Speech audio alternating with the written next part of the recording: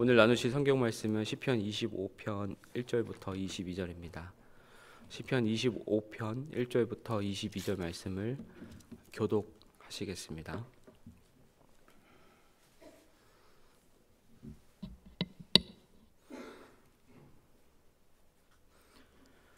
여호와여, 나의 영혼이 주를 우러러 보나이다. 나의 하나님이여, 내가 주께 의지하였사오니 나를 부끄럽지 않게 하시고 나의 원수들이 나를 이겨 개가를 부르지 못하게 하소서. 주를 바라는 자들은 수치를 당하지 아니하려니와 까닭없이 속이는 자들은 수치를 당하리이다. 여호와여, 주의 도를 내게 보이시고 주의 길을 내게 가르치소서. 주의 진리로 나를 지도하시고 교훈하소서. 주는 내 구원의 하나님이시니 내가 종일 주를 기다리나이다. 여호와여, 주의 긍휼하심과 인자하심이 영원부터 있었사오니 주여 이것들을 기억하옵소서. 여호와여, 내 젊은 시절의 죄와 허물을 기억하지 마시고 주의 인자하심을 따라 주께서 나를 기억하시되 주의 선하심으로 하옵소서.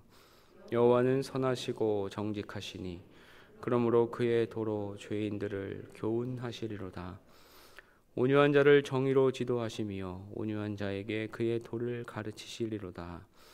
여호와의 모든 길은 그의 언약과 증거를 지키는 자에게 인자와 진리로다. 여호와여, 나의 죄악이 크오니 주의 이름으로 말미암아 사하소서. 여호와를 경외하는 자 누구냐? 그가 택할 길을 그에게 가르치시리로다. 그의 영혼은 평안히 살고 그의 자손은 땅을 상속하리로다.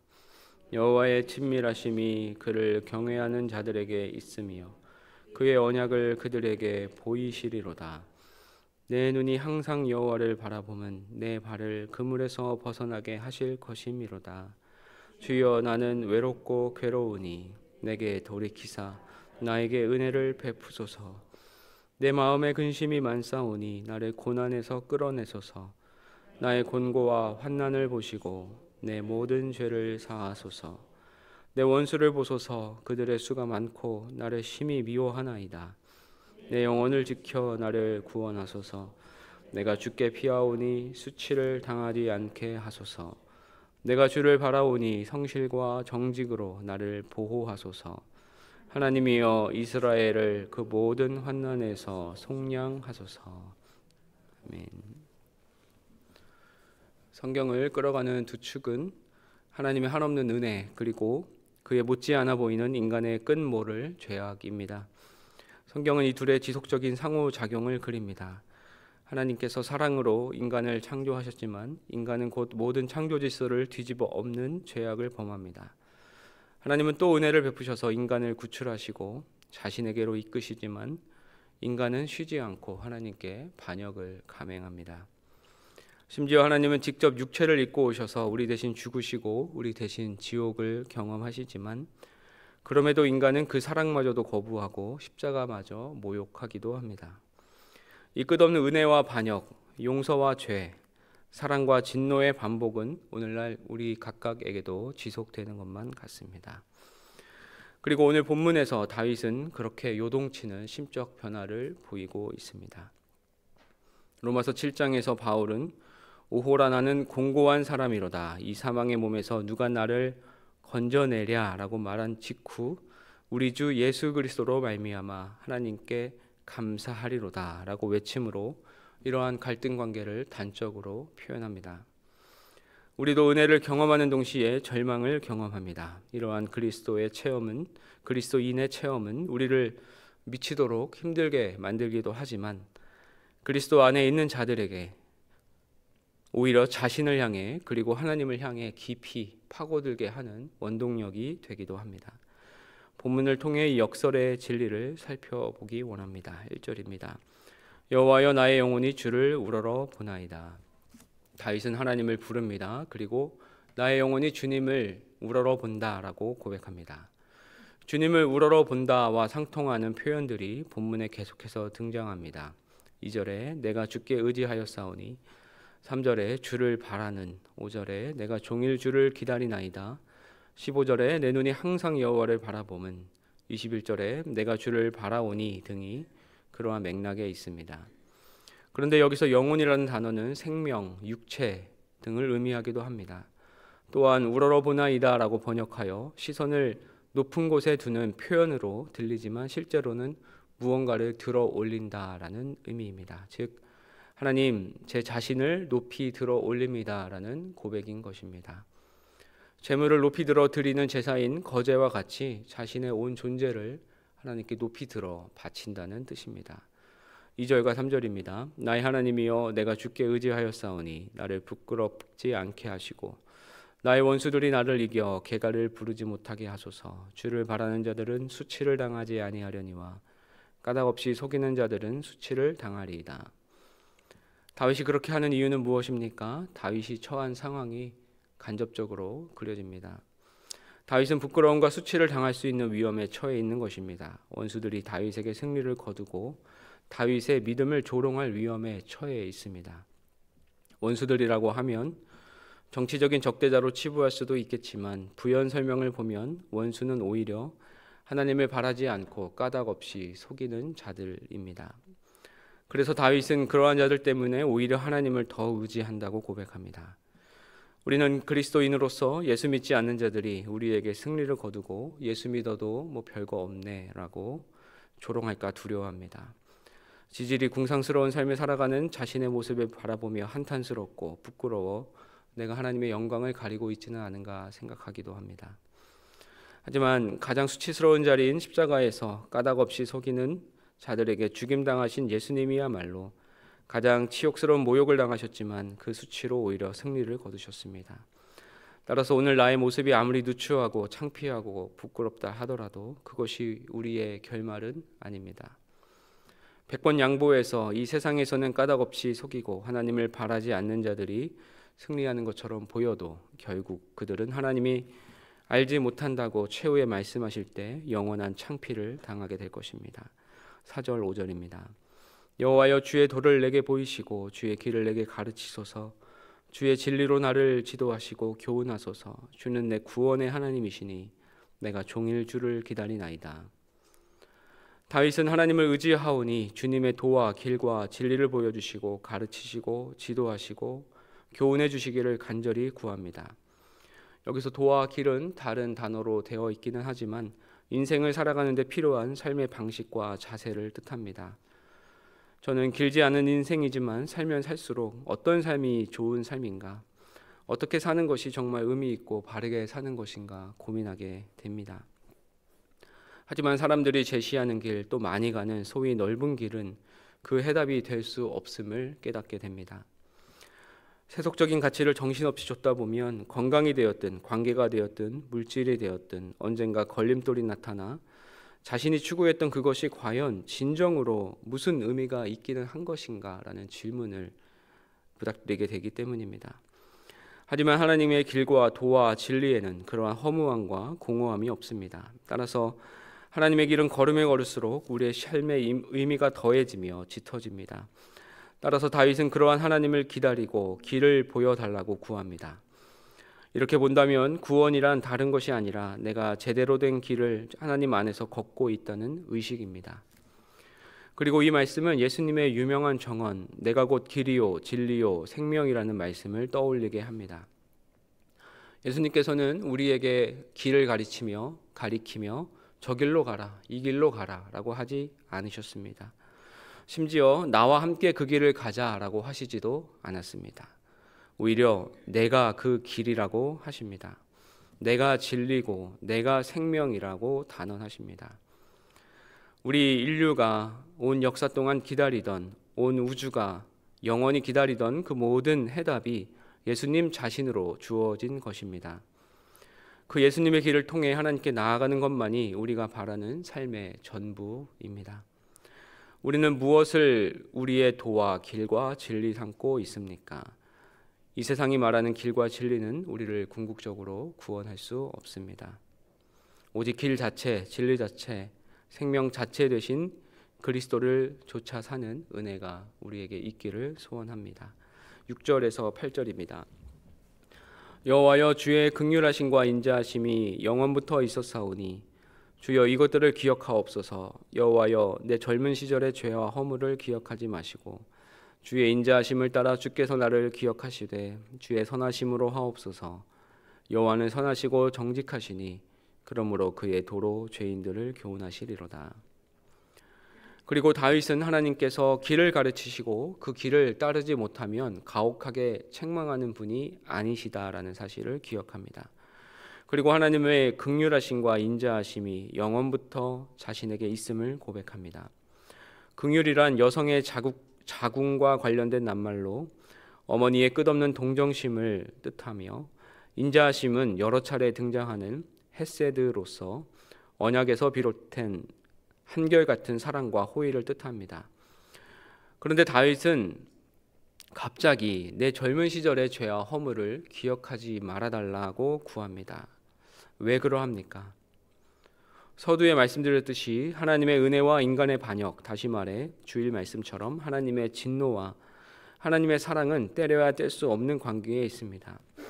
하나님의 은혜를 깊이 묵상할수록 우리의 죄악이 얼마나 깊고 우리의 부패함이 얼마나 심각한지를 깨닫게 됩니다.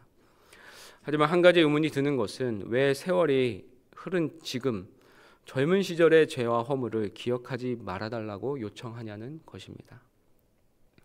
그러면 그 죄악은 끝까지 용서받지 못한 것이 아니냐는 의문, 아니면 적어도 그러한 죄책감에서 벗어나지 못한 것이 아니냐는 질문입니다.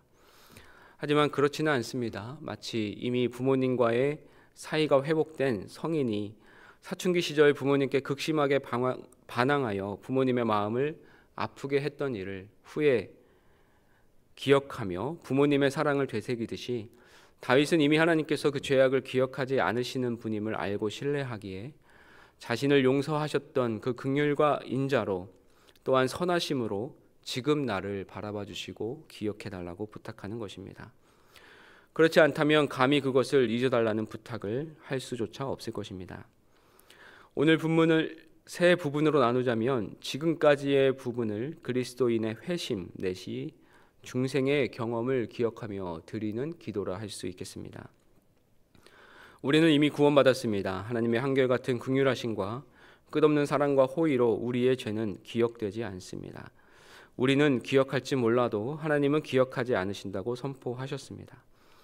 하지만 우리 입장에서는 예수님을 알기 전에 저질렀던 그 죄악을 기억함으로 말미암아 하나님의 은혜가, 이미 우리에게 임한 하나님의 은혜가 얼마나 큰지를 잊지 않고 감사하는 입장에서 더욱더 깊은 믿음의 단계로 나아갈 수 있는 것입니다. 9절 10절입니다. 온유한 자를 정의로 지도하시며 온유한 자에게 그의 도를 가르치시리로다. 여호와의 모든 길은 그의 언약과 증거를 지키는 자에게 인자와 진리로다. 다윗은 하나님께서 온유한 자에게 그의 도를 가르치신다고 노래합니다. 그런데 온유한 자에 해당하는 히브리어 단어는 가난한 자들, 고통받는 자들, 억압받는 자들을 의미합니다. 자신의 죄악을 깊이 인지하는 자는 하나님 앞에 낮아진, 겸비한 자들입니다. 그리고 그들에게는 하나님께서 보여주시는 모든 길, 즉 하나님의 말씀은 인자, 헤세드가 됩니다. 이에 비해 하나님께 반역하는 자들은 하나님이 보여주시는 길을 인자와 진리로 이해하지 못하고 오히려 자신을 해하고자 하는 악의에 가득 찬 거짓말로 봅니다. 따라서 하나님의 인도하심을 받고 교훈을 받는 자는 진정으로 겸손하고 온유한 자들입니다. 예수 그리스도가 그 길의 대표입니다. 그래서 예수님께서는 나는 마음이 온유하고 겸손하니 나의 멍에를 메고 내게 배우라. 그리하면 너희 마음이 쉼을 얻으리라고 말씀하십니다. 11절입니다. 여호와여 나의 죄악이 크오니 주의 이름으로 말미암아 사하소서. 하나님은 먼저 우리를 붙드시고 선하심과 인자하심과 정직하심을 베푸시고 도와 길이 되어 주셔서 우리가 그 길을 따라 살아갈 수 있도록 하십니다. 그러면 우리는 또 그 길을 따라 살아가는 우리의 역할과 책임을 감당해야 합니다. 이처럼 잡아주심과 잡아주신 대로 살아가는 것은 분리할 수 없는 동일하게 이루어지는 일입니다. 즉 하나님의 은혜로 우리를 잡아주셨다면 우리는 그 죄악에서 벗어나기 위해 애쓰며 용을 써야만 하는 것입니다. 그것을 우리의 공로로 삼기 위해서가 아니라 그렇게 하는 것이 사랑받은 자로서 당연한 결과이기 때문입니다. 그래서 두렵고 떨림으로 구원을 이루라는 말이 가능한 것입니다. 그런데 이제 다윗은 또다시 자신의 죄악을 고백하고 있습니다. 하나님께서 지금도 선하고 정직하게 자신을 인도하시며 인자와 진리가 되어주심을 생각하니 또 자신의 죄악이 떠오른 것입니다. 이 과정은 소위 성화의 과정에서 나타나는 죄의 역할로 볼 수 있으리라 생각합니다. 우리가 구원받고 하나님의 자녀로 살아가다 보면 하나님의 선하심을 더욱더 깊이 깨닫게 되고 또 그에 부합하지 못하고 죄악에서 허덕이는 우리의 모습이 떠오르게 됩니다. 그리고 우리의 죄악됨이 얼마나 뿌리 깊고 추한 것인지 다시 깨닫습니다. 하지만 그리스도인은 거기에 머물고 좌절하는 존재는 아닙니다. 우리의 죄악이 비록 크지만 하나님의 이름은 더 크고 더 위대하시기 때문에 하나님께서는 하나님 자신의 선하심으로 우리를 사하신다는 사실을 믿기 때문입니다. 최근 운동하는 연예인으로 유명한 김종국 씨가 이런 말을 하는 것을 들었습니다. 자신은 수십 년 동안 운동을 지속적으로 하고 있는데 간혹 운동을 한 후에 근육통이 느껴지는 때가 있으면 그것이 엄청나게 기쁨으로 느껴진다라는 취지의 이야기였습니다. 왜냐하면 근육통은 근육이 성장하고 있음을 알리는 것이기 때문입니다. 단련될 대로 단련된 육체지만 더 강화될 수 있다라는 기쁨이 존재한다라는 뜻이었습니다. 그렇습니다. 우리 그리스도인의 삶에서 죄악은 우리를 찌르고 누르고 아프게 합니다. 하지만 그러한 불편함을 느낄 때 오히려 복입니다. 우리는 그 죄악을 억제하고 누르고 이기는 과정에서 더욱 자신을 살피게 되고 하나님께 나아가는 성숙의 기회로 삼을 수 있기 때문입니다. 그리고 그 죄악으로 인하여 오히려 하나님을 더 사랑하게 되기 때문입니다. 12절과 13절입니다. 여호와를 경외하는 자 누구냐? 그가 택할 길을 그에게 가르치시리로다. 그의 영혼은 평안히 살고 그의 자손은 땅을 상속하리로다. 이제 다윗은 여호와 경외로 넘어갑니다. 앞에서 다룬 그러한 하나님 의식을 지닌 자들은 하나님을 경외하는 자들이 될 수밖에 없습니다. 우리의 그 크고도 깊은 심연과도 같은 죄악을 덮고도 남을 만큼 하나님의 사랑이 크시고 넉넉함을 알기 때문입니다. 우리의 죄악이 크다는 사실을 실감하는 만큼 그리고 우리가 용서함을 받았다는 것을 느끼는 만큼 하나님을 경외하는 마음이 커집니다. 많이 용서받은 자는 많은 사랑을 받았기에 그 사랑에 더 경탄하는 것입니다. 그러하면 하나님께서는 택할 길을 가르치신다라고 하십니다. 우리 남은 인생에 우리가 어떤 길을 택해야 할지 다 알 수 있다면 또 하나님께서 그 길을 다 일러주신다면 얼마나 행복하겠습니까? 그리고 그 길을 택할 때 우리의 남은 생애가 평화로울 것이고 우리의 후손까지도 그 유산을 받아 번영한다는 약속이 있다면 얼마나 삶의 순간순간이 복되겠습니까? 그런데 우리에게는 이미 그러한 특권이 주어졌습니다. 하나님의 말씀으로 우리가 날마다 택할 길을 베푸셨고 또 진정한 길 대신 예수님이 우리에게 주어졌습니다. 이제 예수 그리스도의 길을 걷는 우리에게는 평안함과 영원한 유업을 누리는 자손이 존재하게 됩니다. 14절과 15절입니다. 여호와의 친밀하심이 그를 경외하는 자들에게 있으며 그의 언약을 그들에게 보이시리로다. 내 눈이 항상 여호와를 바라보면 내 발을 그물에서 벗어나게 하실 것이미로다. 다윗은 하나님을 경외하는 자들에게 제공되는 또 다른 특권을 말합니다. 즉 하나님의 친밀하심입니다. 그리고 하나님께서 친밀하심으로 하나님께서 주신 약속을 알게 하신다는 것입니다. 따라서 그 눈이 하나님을 바라봄으로 그물에서 벗어나게 해주시는 분임을 신뢰할 수 있게 됩니다. 하지만 우리는 여기에서 다윗이 처해 있는 상황을 또 봅니다. 다윗의 발은 그물에 잡혀 있습니다. 삶의 현실에서 허우적거리고 있다는 것입니다.